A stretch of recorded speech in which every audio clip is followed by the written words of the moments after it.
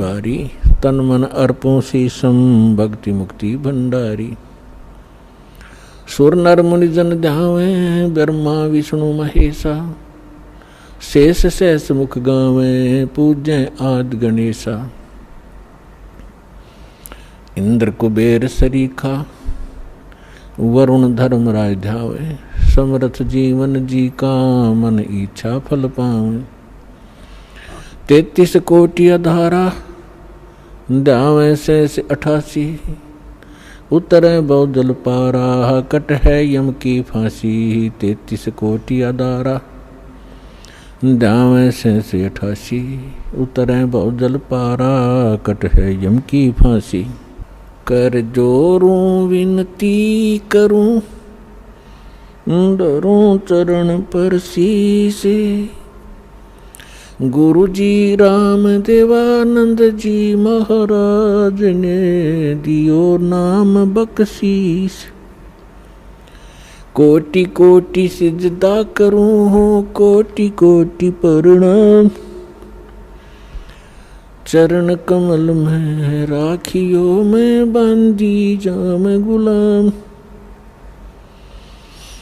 कुत्ता हूँ गुरुदेव का रामपाल दास का नाम, गले प्रेम की जेवड़ी ही जाखें तो वहाँ जाऊँ मैं। तो करो तो बावड़ू, दूर दूर करो तो जाऊं, ज्यों राखो त्यों ही रहूं, जो देवो सो खाऊं। परमपिता परमात्मा पूर्ण ब्रह्म सारी सृष्टि के रचनहार कबीर परमेश्वर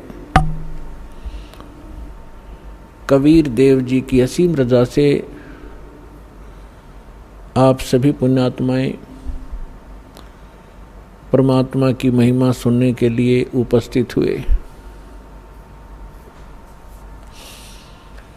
जिस प्राणी के, जिस जीव के पूर्व जन्म के शुभ संस्कार उदय होते हैं उनको मानव शरीर प्राप्त होता है, और मानव शरीर प्राप्त करके जो प्राणी सत्संग उपलब्ध करते हैं, जिनको सत्संग प्राप्त होता है, वो और भी ज़्यादा शुभ संस्कारी हंस होते हैं। परमात्मा कबीर परमेश्वर जी हमें याद दिलाते हैं, मानुष जन्म पाय कर जो नहीं रटे हरि नाम, जैसे कुआं जल बिना बनवाया क्या काम। परमेश्वर जो हमारे जनक हैं, जो हमारे हितैषी हैं, और जो हमें यथार्थ तत्व ज्ञान और यथार्थ भक्ति विधि बताने के लिए स्वयं ही यहाँ इस काल के लोक में प्रवेश होते हैं। सतलोक से अपने निज सुख में स्थान से चलकर वो भगवान आते हैं। वही आकर के हमें ज्ञान कराते हैं कि आप जिस लोक में रह रहे हो, ये लोक काल का है, और काल के अर्थ से आप परिचित हैं। श्रीमद् भगवत गीता अध्याय नंबर 11 के श्लोक नंबर 32 में गीता ज्ञानदाता श्री कृष्ण जी में प्रवेश करके ये काल बोल रहा है।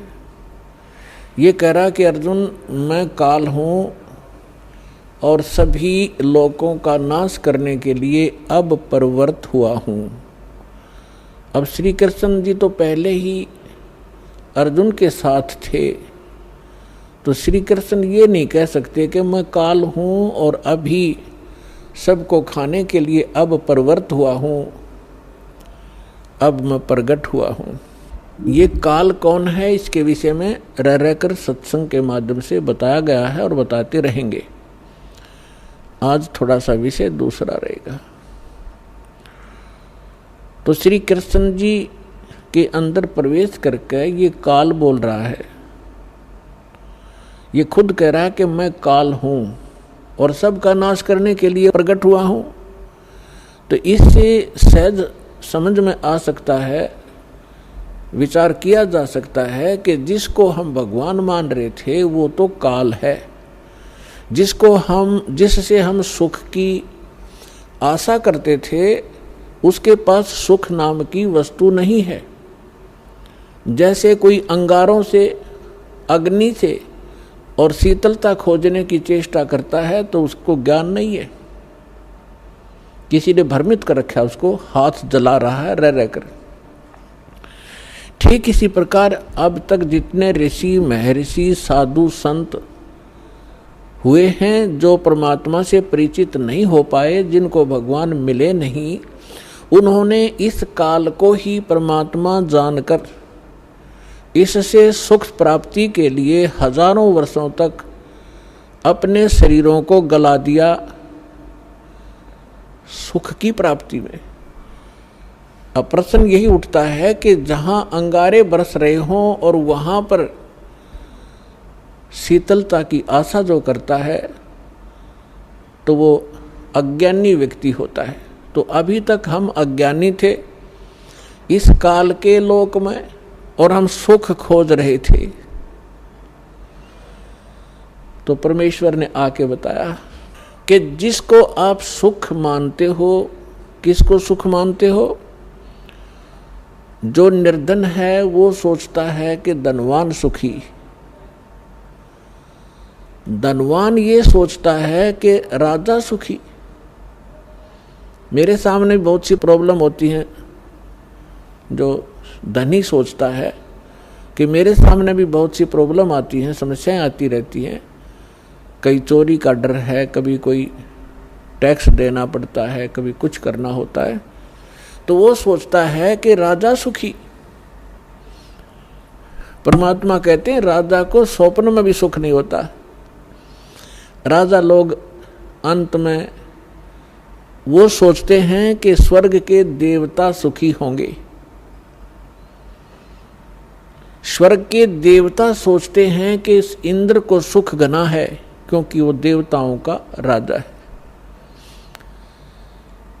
अब इंद्र की हिस्ट्री, कहानी आप पढ़ोगे पुराणों के अंदर, इंद्र जैसा दुखी प्राणी नहीं। इंद्र सोचता है कि ब्रह्मा, विष्णु, महेश सुखी होंगे, मुझे सुख नहीं, क्योंकि उसको पता होता है जितना निर्धारित समय उसका होता है उसको पूर्ण करने के उपरांत वो फिर 84 लाख योनियों में सबसे पहले गधे की योनि से प्रारंभ करता है अपने 84 लाख प्रकार के कष्टों में, जो प्राणियों के शरीरों में कष्ट उठाने होते। तो उसको रह रह कर वो बात याद रहती है कि इसके बाद मेरी ये हालत होगी, लेकिन उस झूठे सुख को वो छोड़ नहीं पाता, और छोड़ भी दे तो उसके पास विकल्प नहीं कि करूं क्या। ब्रह्मा, विष्णु, महेश सोचते हैं कि हम सुखी नहीं, क्योंकि उनका इतिहास देखिएगा। आप पुराणों को कभी पढ़ा हो, नहीं तो रिमाइंड करना कभी कभी। अब थोड़ा सा उदाहरण देंगे आपको। जैसे भगवान शंकर जी को हम भगवान माना करते थे, कंप्लीट गॉड मानते थे, मृत्युंजय, कालज्ञ, सर्वेश्वर, महेश्वर कहा करते थे। इसको हम कहें कुछ भी, लेकिन ये परमात्मा नहीं है, कंप्लीट गॉड नहीं है। उदाहरण के लिए ये सुखी भी नहीं है। कैसे? एक समय विष्णु जी भी सुखी नहीं है। विष्णु अवतार श्री रामचंद्र रूप में राजा दशरथ के घर जन्म लिया। ये सभी हमारे धर्म गुरु भी बताते रहे हैं और इनके लीला, इनकी जीवनी भी बताती है। श्री रामचंद्र उर्फ विष्णु जी कितने सुखी थे आपको खूब पता है। छोटी सी उम्र में विवाह हुआ, विवाह होते ही वनवास हुआ और वनवास के अंदर उनकी धर्म पत्नी का अपहरण हुआ। रावण के साथ युद्ध हुआ, करोड़ों जीवों का विनाश हुआ। उसके बाद फिर वापस आए, लेकर अपनी धर्म पत्नी सीता जी को घर पे लेकर आए। किसी धोबी के कहने से उनको घर से निकाल दिया, गर्भवती को। पुत्र कहीं, परिवार कहीं और श्री राम कहीं। वो प्राणी सपने में सुखी नहीं हो सकता जिसके बालक दुखी हो कि तो जंगल के अंदर। जिस समय श्री रामचंद्र जी को वनवास प्राप्त था, सीता जी का अपहरण हो चुका था। सीता जी का अपहरण हो चुका था। श्री रामचंद्र जी विलाप कर रहे थे, रो रहे थे सीता जी की खोज में। ऊपर से भगवान शंकर अपने द्वीप से, अपने लोक से श्री रामचंद्र जी अर्थात विष्णु जी को प्रणाम कर रहे थे। ऊपर से पार्वती जी की दृष्टि पड़ी कि किसको प्रणाम कर रहे हैं महेश्वर। पूछने पर पता चला कि नीचे जो व्यक्ति रो रहा है, वृक्षों से लिपट लिपट कर रो रहा है, पशुओं से गले मिल रहा है, उनसे पूछ रहा है मेरी सीता कहाँ गई, उसको ये प्रणाम कर रहा है और उसको विष्णु भगवान का अवतार बता रहा है कि भगवान विष्णु हैं। पार्वती जी को ये बात अच्छी नहीं लगी, उसको विश्वास नहीं हुआ कि सचमुच ये व्यक्ति जो सामने रो रहा है और जिसकी पत्नी का अपहरण हो चुका है, जिस कारण से रो रहा है, तो ये भगवान नहीं हो सकता। पार्वती जी ने कहा कि जो व्यक्ति रो रहा है आप उसको भगवान बता रहे हो, मुझे विश्वास नहीं। मैं तो इसकी परीक्षा लूंगी और सीता रूप बनाऊंगी इसकी पत्नी का।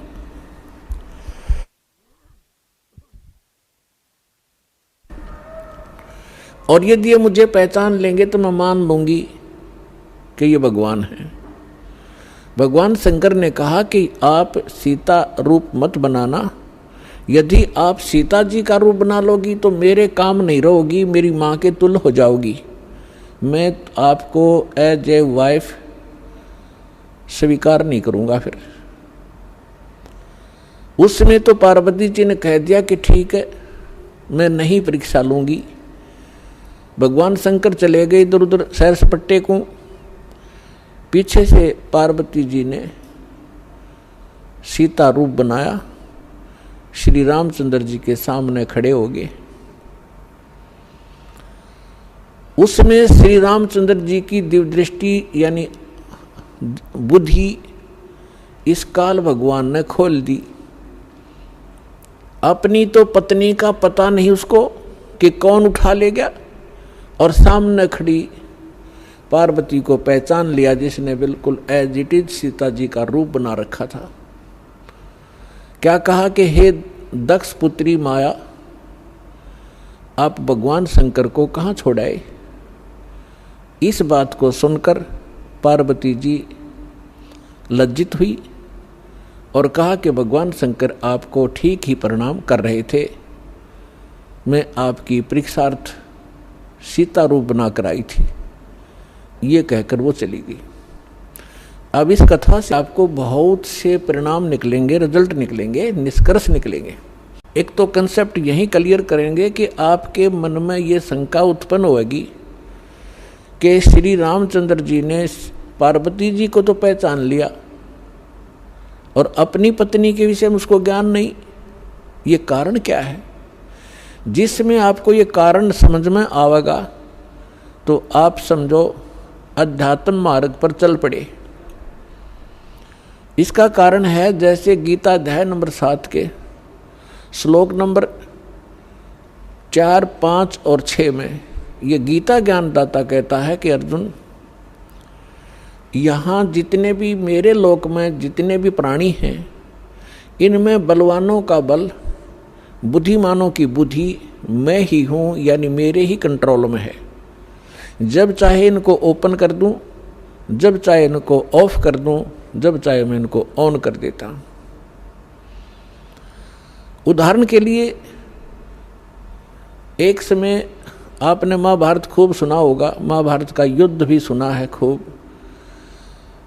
महाभारत के युद्ध के दौरान अर्जुन ने अपने धनुष के माध्यम से इतना नरसंहार किया था और सूरवीर कहलाए थे। एक तीर से 100 व्यक्तियों को मार डालते थे। वही गांडीव धनुष सुप्रसिद्ध था उसका। जिस समय श्री कृष्ण अर्थात विष्णु जी श्री कृष्ण रूप में देवकी के गर्भ में जन्मे थे, उसके बाद उन्होंने श्री कृष्ण रूप में जो का लीला की थी, जीवन व्यतीत किया था, अंत समय में उनकी मृत्यु एक शिकारी के विषाक्त तीर से हुई थी और पांडवों को उसने वहां बुलाया था।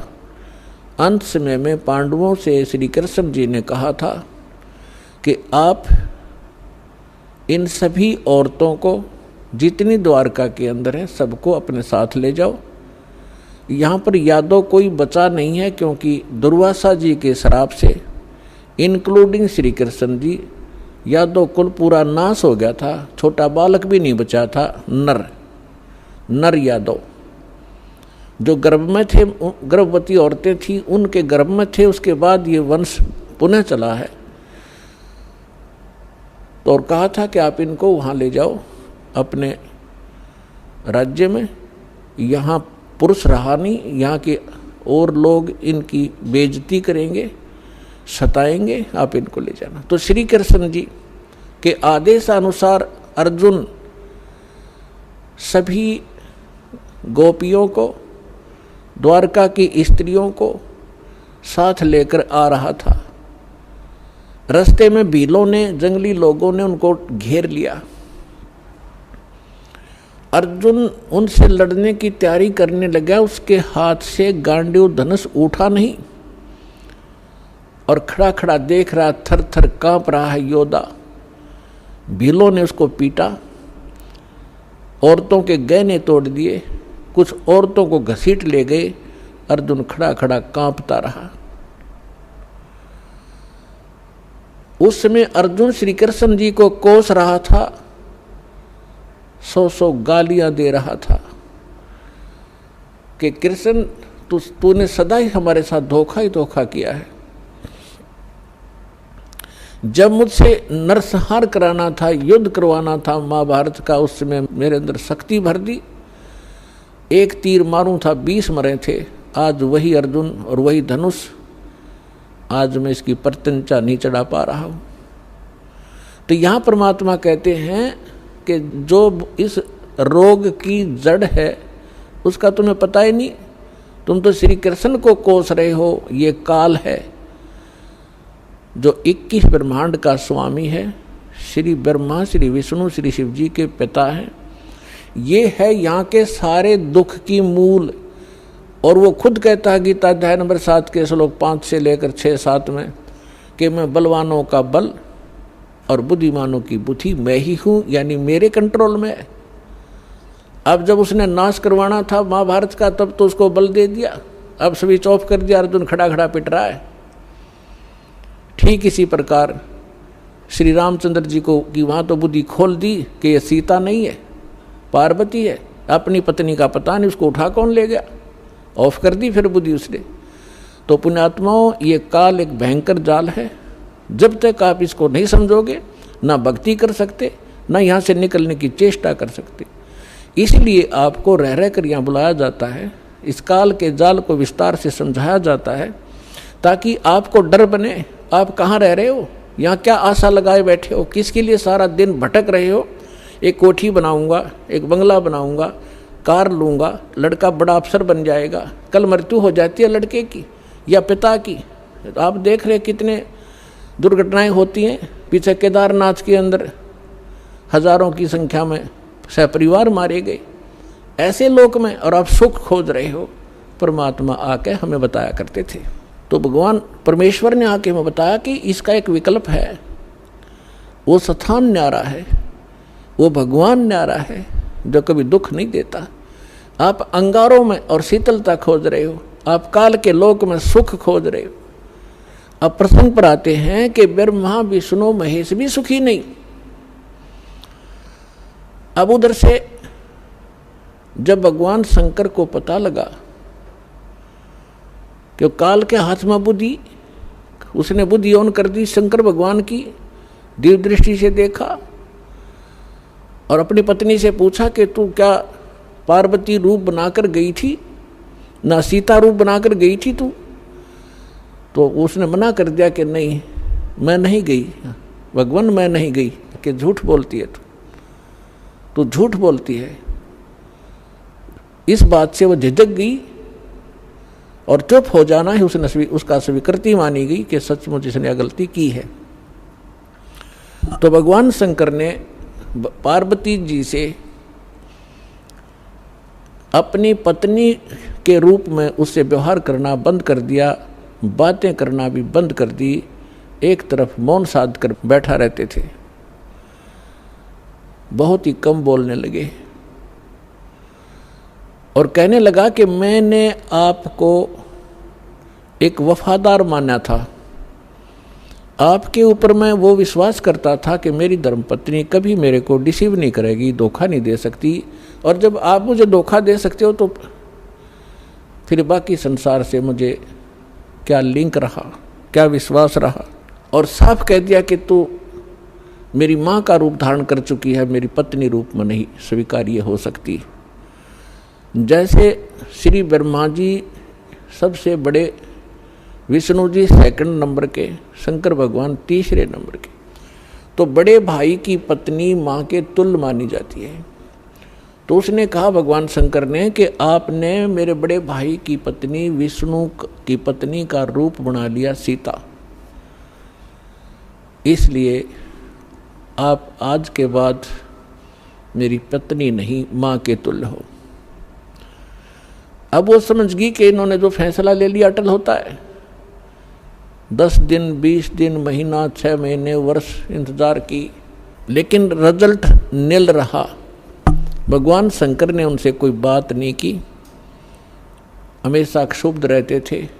लड़की को क्या होता है, जब ससुराल के अंदर दुख होता है तो अपने पीहर को जाने की सोचती है, उसका तीसरा विकल्प नहीं होता। तो पार्वती ने सोचा कुछ दिन अपने घर चली जाती हूँ, इनका दिमाग ठीक हो जाएगा। ये सोचकर पार्वती अपने पिता दक्ष के घर पर आ गई और राजा दक्ष ने उस समय एक यज्ञ कर रखा था और एक नियम है ब्राह्मणों ने बना रखा था, ऋषियों ने, कि जब भी कोई यज्ञ करे तो अपनी सभी बेटियों को, संबंधियों को और उनके पतियों को, दामादों को आमंत्रित किया जाए और प्रतिदिन उनको आदर के साथ उनको प्रतिदिन दक्षिणा दी जाए जैसे ब्राह्मणों को देते हैं। तो ऐसा नियम था कि जितनी भी राजा दक्ष की अन्य बेटियां थी वो सभी आमंत्रित थी और उनके पति यानी दामाद भी आमंत्रित थे। सबके आसन उचित स्थान पर सबको बैठा रखा था। जितने समय तक यज्ञ का और सत्संग का प्रयोजन चलता था, 2-4 घंटे 10 घंटे, तो उस समय सभी अपने अपने आसन पर विराजमान रहते थे और किसी भी कारण से कोई लड़की का पति नहीं आ सका तो उसका आसन लगाया जाता था, खाली छोड़ा जाता था और सबको जो भी दक्षिणा दी जाती थी उसका भी उसके ऊपर भाग प्रतिदिन रखा जाता था आसन पर। तो ज्यों ही पार्वती जी उस अपने घर पे पहुंची, पता चला कि पिताजी ने यज्ञ कर रखा है और ये यज्ञ 2-3 दिन से चल रहा है। अब सारे यज्ञ मंडप में घूम के पिता के सामने पहुंची। पिताजी ने मुंह मोड़ लिया क्योंकि पार्वती जी ने राजा दक्ष के मर्जी के विरुद्ध भगवान शंकर से विवाह किया था, जिस कारण से पिता अक्षुब्ध था। जब पिताजी ने ठीक से बात नहीं की, ये भी नहीं कहा कि आगी बेटी, तो पार्वती महादुखी हुई, अपनी माँ के पास घर पे पहुंची। बेटी माँ को ही उलाने दिया करती है, माँ के सामने अपना दुख रोया करती है। अपनी माँ के सामने जाकर कहा कि माँ, तुमने ऐसा भेदभाव हमारे साथ क्यों किया? आपने सभी अन्य मेरी बहनों के पति भी बुला रखे हैं, बहनों को भी आमंत्रित किया है, आपने हमें ना बुलाया ना आमंत्रित किया। और जिन बहनों के पति नहीं आए हैं उनका आसन लगा रखा है, उनका भाग सबको दिया जा रहा है। आपने न तो अपने दामाद का आसन लगवा रखा है, ना ही उनको आमंत्रित किया है, ना मुझे आमंत्रित किया। अब माँ ने कहा कि बेटी, ना तो आप मेरी बात मानती, ना तेरा पिता मानता, तू जाने तेरा बाप जाने, उनसे बात कर। अपनी मर्जी से तूने विवाह किया, जिस कारण से वो दुखी है तेरे से। वो फिर अपने पिता के पास गई और दक्ष से कहा कि पिताजी, आपने न तो हमें आमंत्रित किया और न ही आपने अपने दामाद को बुलाया, ना उनका कोई भाग आसन आपने लगा रखा है, ना उनका हिस्सा निकाल रहे हो। तब दक्ष ने कहा कि तू आई किस लिए यहाँ पर? तेरे को किसने आमंत्रित किया था? अपनी मर्जी से विवाह किया था, रह उसके साथ, उस जंगली के साथ रहे। ऐसी बहुत सी बातें बकवास की। तो पार्वती ने देखा कि भगवान शिव अब मुझे स्वीकार करेगा नहीं, घर में मेरा सत्कार नहीं। तो उसी समय एक हवन कुंड बना रखा था, उसमें 6 गेर का 1 क्विंटल लकड़ और गेरे थे, चारों तरफ से डाल रहे थे वह ब्राह्मण ऋषि। घी पूरा बकड़ बड़ा था, पूरी लो लकड़े थी उसमें। तो पार्वती जी यानी दक्ष की बेटी उस हवन कुंड में छलांग लगाएगी, आत्मदाह कर लिया। यज्ञ खंड हुआ, जल्दी से उस लड़की को निकाला गया। तब तक उसका मांस जल चुका था, मर चुकी थी, अस्थि शेष रह गई थी, हार्ड शेष थे। लंबी कथा है, हम जिस उद्देश्य से ये कथा सुना रहे हैं उसी को लेंगे। भगवान शंकर को पता चला, अपने सभी अनुचरों को साथ लेकर वहां पहुंचे। उससे पहले उन्होंने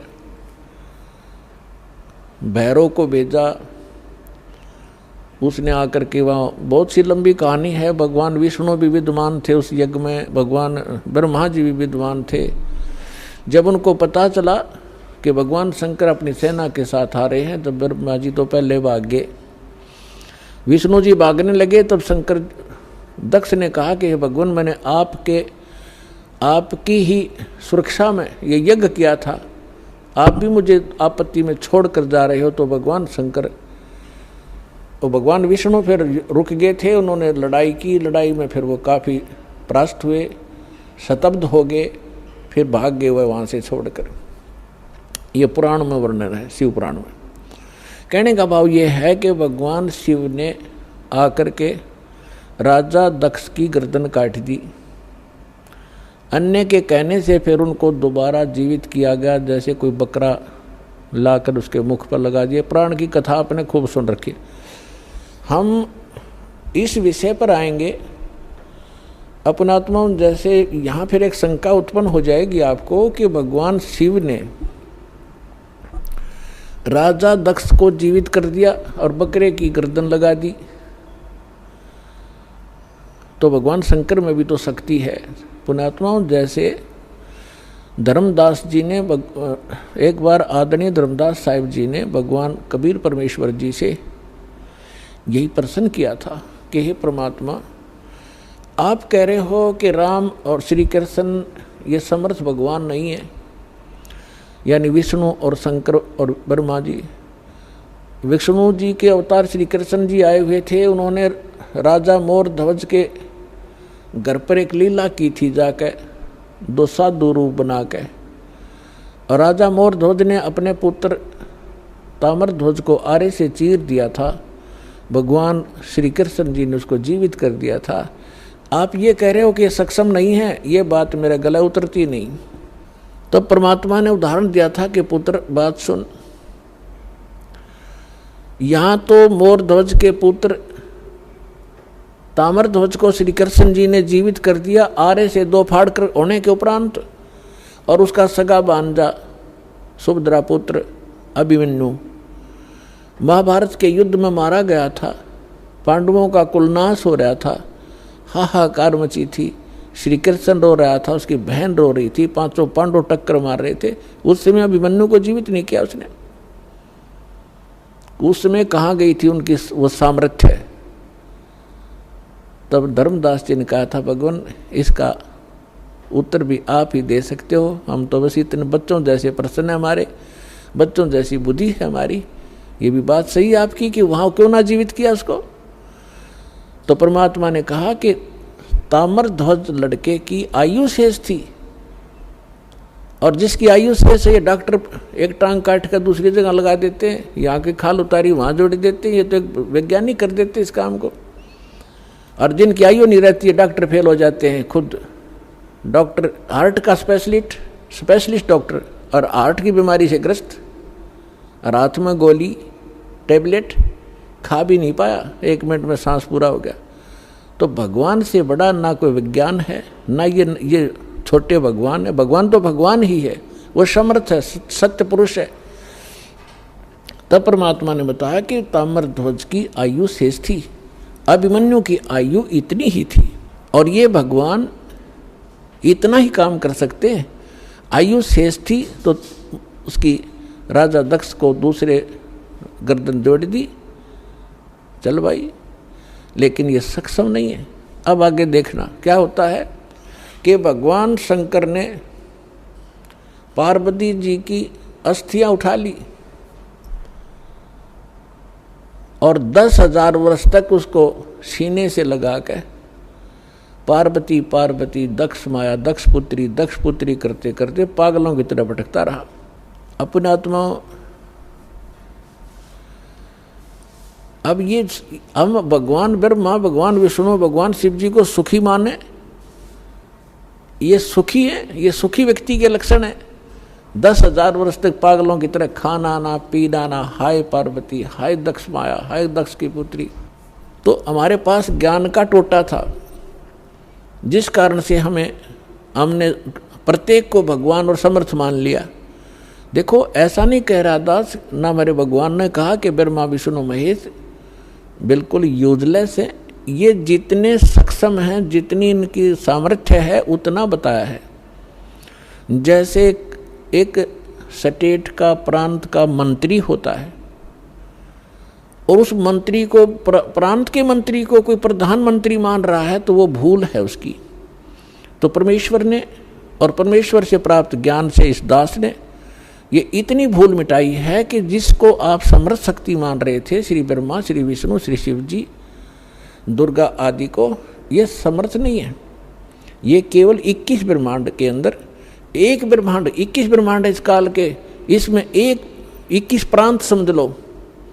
एक प्रांत में ये एक विभाग के मंत्री हैं। रजोगुण विभाग के ब्रह्मा जी, सतोगुण विभाग के विष्णु जी, तमोगुण विभाग के शंकर जी।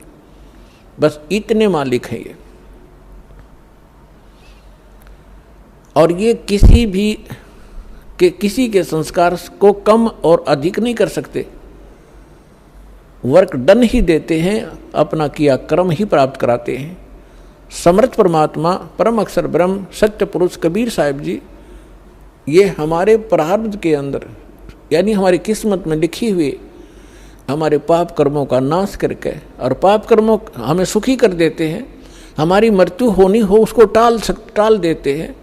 हमारा और भी कोई आपत्ति होनी है, कोई अक्षति होनी है, उसको भी वो जो पाप कर्म से होनी थी और पाप कर्म नाश हो गया, उस कर्म से ही तो हानि होनी थी, कर्म परमात्मा ने कैंसिल कर दिया तो सुख हुआ। तो ये केवल समर्थ परमात्मा ही कर सकते हैं। अब दास आज ये बता रहा था आपको कि परमात्मा ने हमें आकर के ये बताया है कि इस काल के लोक में और आप सुख खोज रहे हो। जिनको आप परमात्मा माना करते थे, थारे भगवान, आपके भगवान सुखी नहीं, कभी सपने में सुख नहीं हुआ उनको। भगवान श्री कृष्ण जी का जन्म हुआ, मामा दुश्मन बन गया, जेल में जन्म हुआ और मामा शत्रु पीछे पड़ा रहा। कभी जरासिंह मारने आ रहा है, कभी शिशुपाल लठ उठा रहा है, कभी जरासिंह, कभी काल्यवन आ गया। आखिर में भगवान ने, यानी ये तीन लोग का जो इतना सामर्थ्य है इस मालिक ने, अपने को राहत प्राप्त करने के लिए कि शायद कुछ सुख का सांस मुझे आ जावे, मथुरा छोड़ दी और द्वारका बनाई। बहुत दूर जाके जंगल होते थे पहले, बीच में बिल्कुल कट ऑफ हो जाता था, पता भी नहीं लगता था कहाँ चले गए लोग। द्वारका समुद्र के अंदर एक टापू में जाकर अपना जीवन निर्वाह किया। और अंत कैसा हुआ श्री कृष्ण जी का? अब भगवान सूक्ष्म वेद में बताते हैं, एक समय द्वारका के किनारे, द्वारका की बनी में, एक तो होता जंगल, एक होती है बनी, यानी स्मॉल फॉरेस्ट, छोटा जंगल जो गांव के नगर के आसपास होता है, उसको बनी बोलते हैं। तो वहां बनी में जाकर दुर्वासा ऋषि बैठ गए और दुर्वासा ऋषि के विषय में बहुत प्रसिद्धि थी, उसका बड़ा बोलबाला था। वेल नोन हो रहे थे कि भूत, भविष्य और वर्तमान के वे पूर्ण ज्ञाता है। और उस समय यादव 56 करोड़ हो गए थे संख्या में, 56 करोड़ द्वारका के अंदर रहने वाले। और भगवान श्री कृष्ण जी ने कुछ एक ऐसे शरारती तत्वों को मार डाला था जिस कारण से वो हीरो पाक गए थे। प्रत्येक के हृदय में ये हो गया था कि इनसे ताकतवर पृथ्वी पर कोई नहीं, जिस कारण से यादव अभिमानी हो गए थे। वो साधु संतों की जो सत्कार करना भी छोड़ गए थे, उनके साथ बदतमीजियां करना शुरू कर दिया था। इसी बहम में उनका वो टाइम आ गया नाश होने का। अहंकार पुण्यात्माओं कोय कर लियो, अंत में उसको बहुत भारी चोट लगेगी। जीव ही रहना चाहिए, जीव को अपने औकात का पता लगा रहना चाहिए ताकि वो आधीन बनकर रहे। आधीनी के पास है पूर्ण ब्रह्म दयाल, मान बड़ाई मारियो बेअदबी सिरकाल। विभीषण का भाग बडेरा, दासा तन आया तिस डेरा, दासा तन आया विश्वे बीसा, अर्ता को लंक देई बख्शीसा। ये उदाहरण देकर समझा रहे हैं परमात्मा के अधीन व्यक्ति के साथ भगवान होता है, और यहाँ के जो झूठे मूठे सुख हैं वो भी उस अधीन और भक्त को ही प्राप्त हुआ करते हैं। रावण ने कितनी भक्ति की, सिर भी काट कर चढ़ा दिए, लेकिन अभिमान नहीं गया। जिस लंका को वो रखना चाहता था उस लंका को उसे भी हाथ धोना पड़ा अंत में उस अहंकारी प्राणी ने, और एक अधीन बनकर भगवान की भक्ति करता था। परमात्मा आए हुए थे, मुनिंद्र नाम से आए थे त्रेता युग में, जब मंदोदरी और विभीषण परमात्मा के शिष्य हुए थे।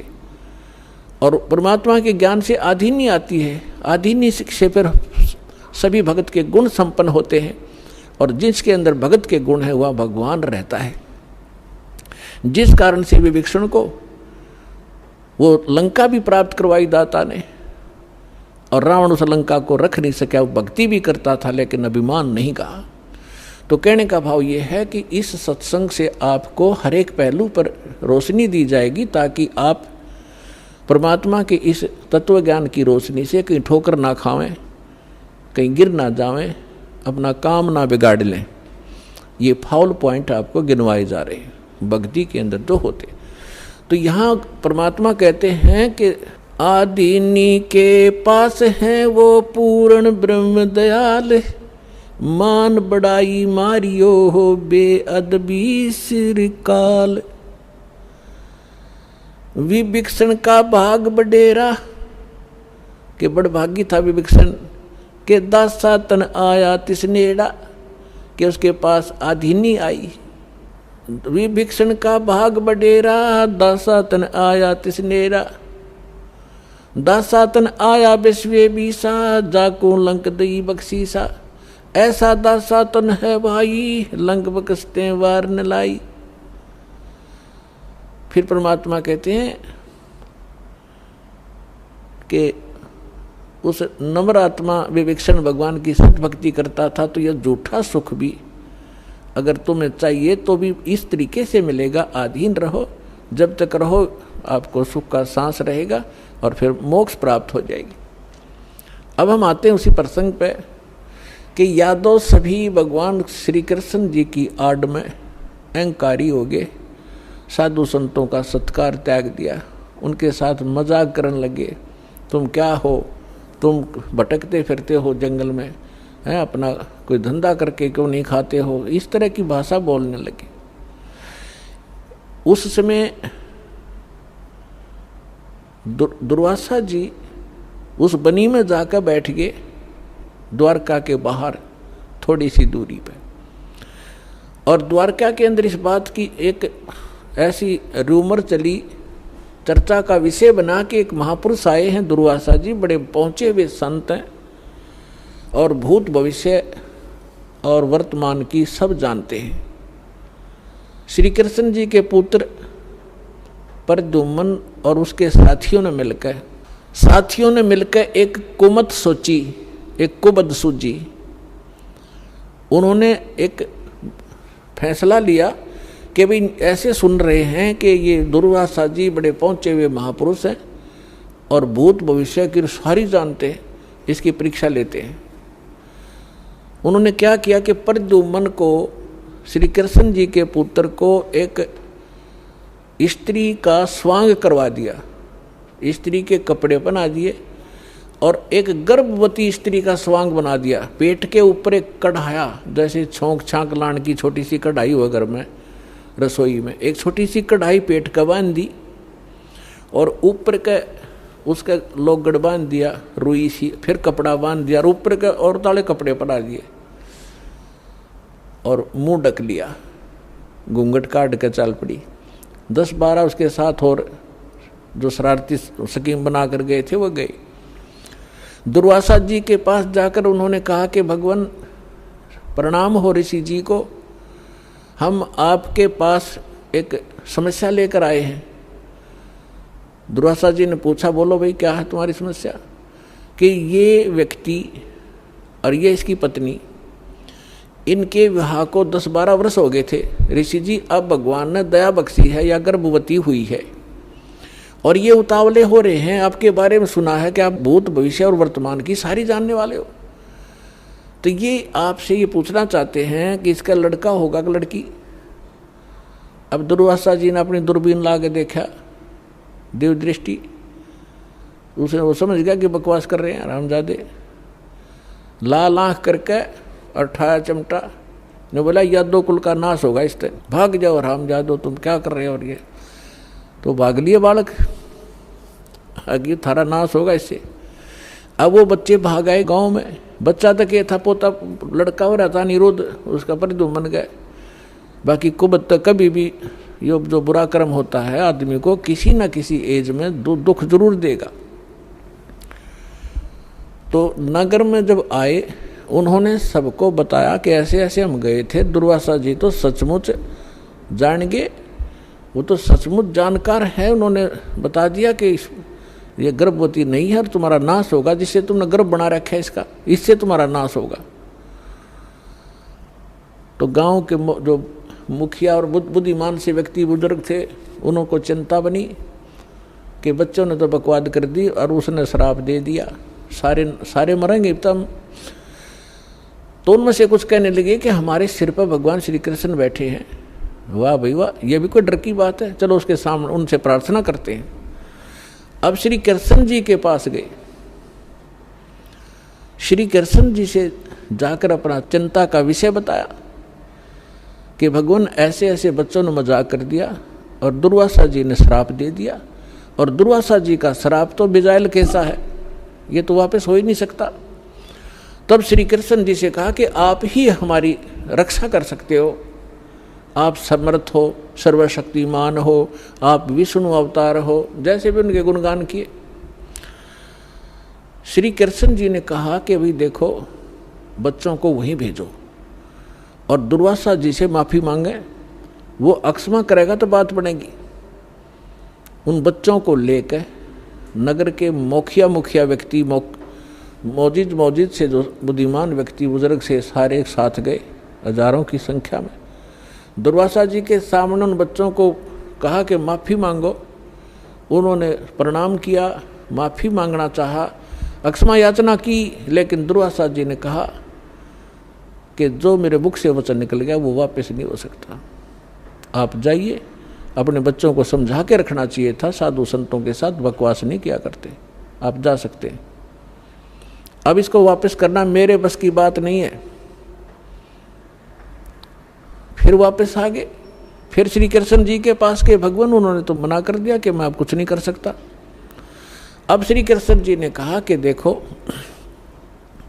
किस चीज से, अपनात्माओं, इस कथा से आपको बहुत सा ज्ञान होगा, हर पहलू पर इस पर विचार दास आपको देगा। अब देखो, हम किसी, ये जो शराप दे दिया है 3 ताप के अंदर आता है।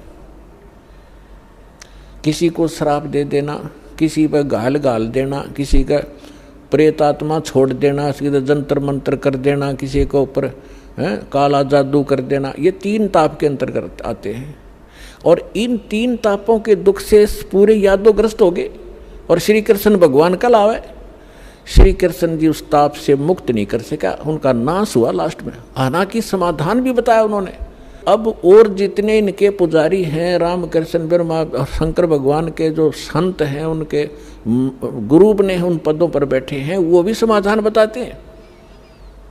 जब श्री कृष्ण जी के समाधान बताने से, जो साधना क्रिया उसने बताई, उनके करने से कुछ लाभ नहीं हुआ, तो ये इनके जो पुजारियां के बताए हुए समाधान से आप क्या लाभ लोगे, इससे इतना निष्कर्ष निकलेगा।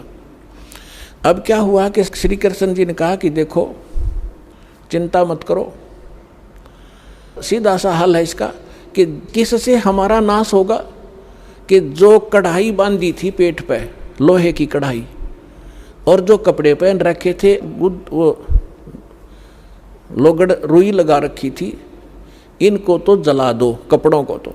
रही बात कढ़ाई की, उस कढ़ाई को प्रभास क्षेत्र में चले जाओ, जमुना के किनारे सारे, और अपने ड्यूटी लगाओ 5-5, 10-10, 20-20 व्यक्तियों की डेली, कि उस कढ़ाई को पत्थर पर घिसा कर उसका चूरा बनाकर जमुना में फेंक दो। ना रहेगा बांस और ना बजेगी बांसुरी।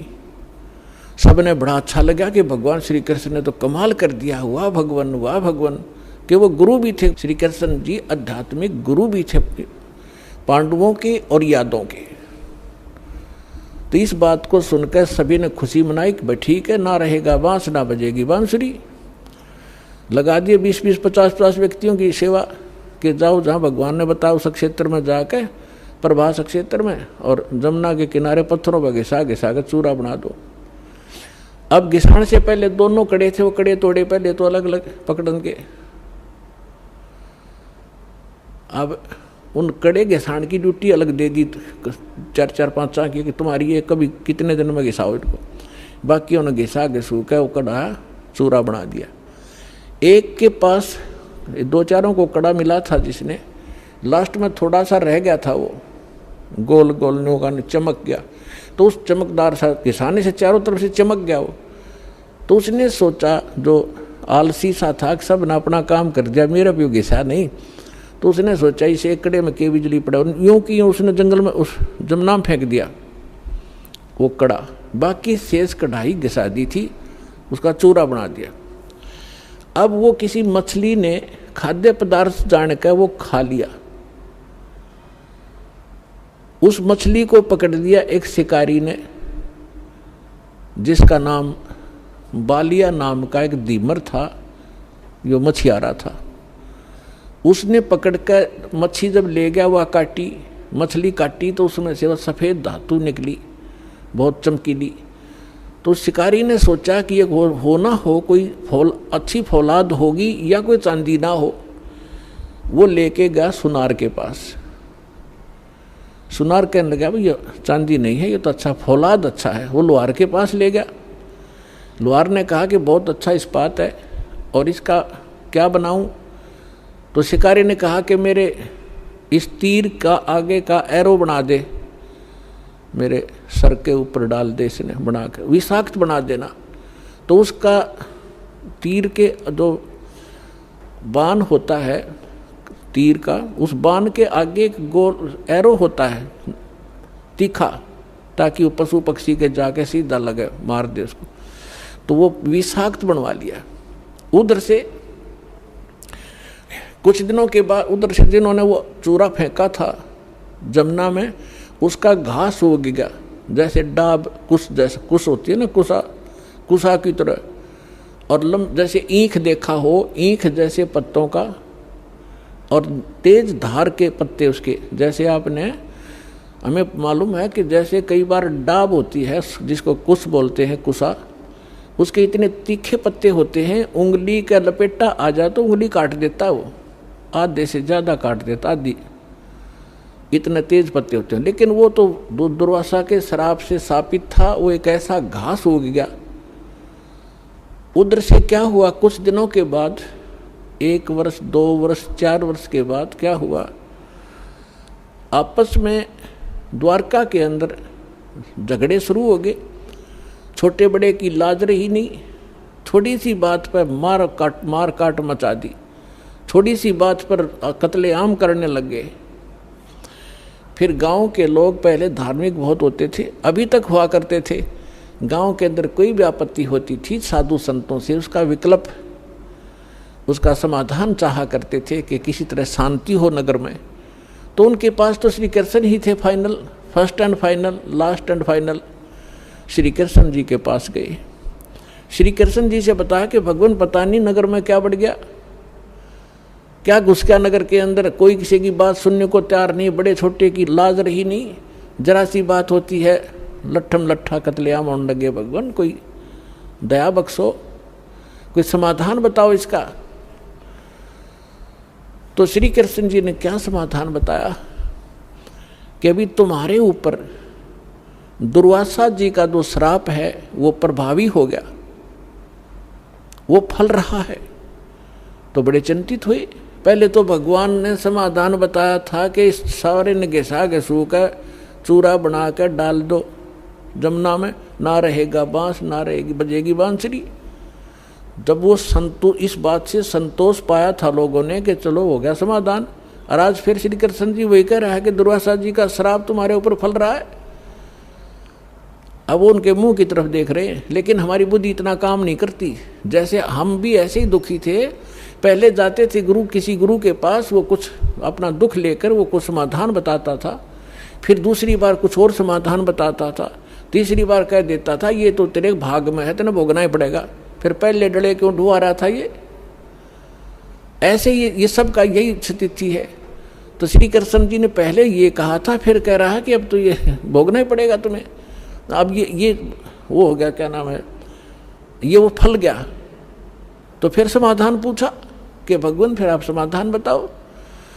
ऐसा करो, सभी जितने भी नर यादव हैं, पुरुष, मेल ओनली, चाहे नवजात शिशु भी क्यों ना हो, प्रभास क्षेत्र में जाओ जहाँ वो कड़ा घिसाया था और चूरा डाल रखा था, वह घास उग रहा इतना बड़ा बड़ा कि वहाँ जाकर सभी के सभी जमुना में स्नान करके आओ।